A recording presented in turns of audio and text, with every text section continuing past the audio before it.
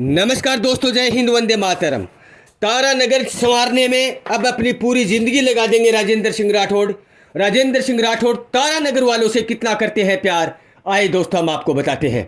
अगर आप राजेंद्र सिंह राठौड़ के फैन हैं तो वीडियो को लाइक जरूर करना। 35 साल के कैरियर में चूरू में राज किया है राजेंद्र सिंह राठौड़ ने। बीच में 2008 में एक बार तारानगर चले गए और वहाँ से चुनाव जीतकर वापस चूरू आ गए।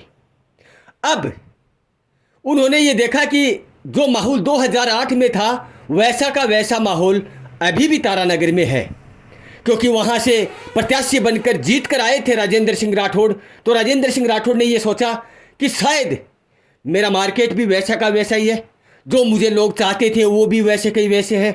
लेकिन ऐसा नहीं हुआ। चूरू छोड़कर तारानगर के अंजाम क्या हुआ ये आप लोगों को पता है।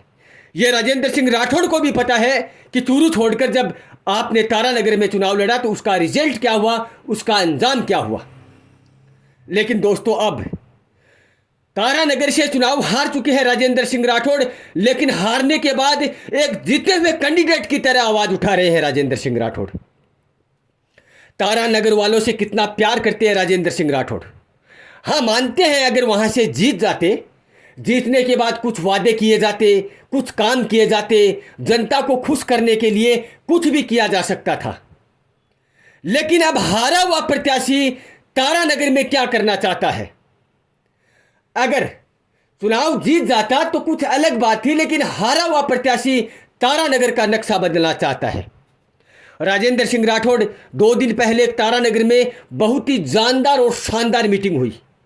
उस मीटिंग में कई हजारों की संख्या में लोग मौजूद थे।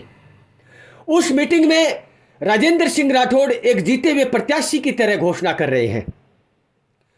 लोगों की सेवा करने में, लोगों का काम करवाने में और तारानगर का हर एक छोटा मोटा काम कराने में राजेंद्र सिंह राठौड़ ने कहा है कि आगे की मेरी पूरी जिंदगी तारानगर में लगा दूंगा मैं।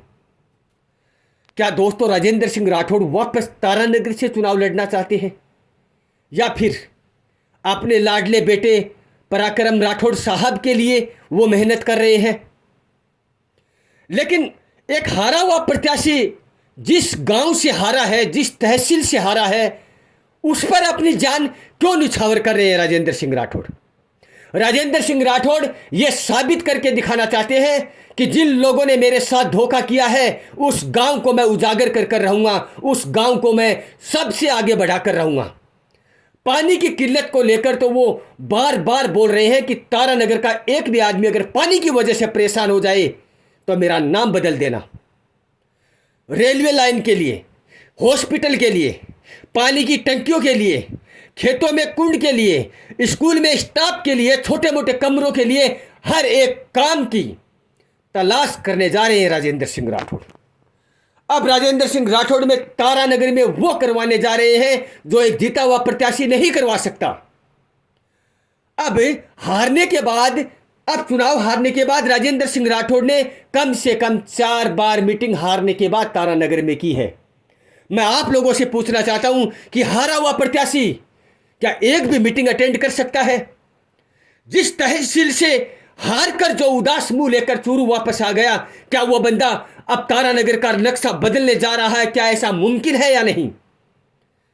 राजेंद्र सिंह राठौड़ ये बजट पास होने के बाद एक ही बात कहते हुए नजर आ रहे हैं, मैं अपनी हार स्वीकार करता हूं, लेकिन मैं आप लोगों के बीच में रहना चाहता हूं।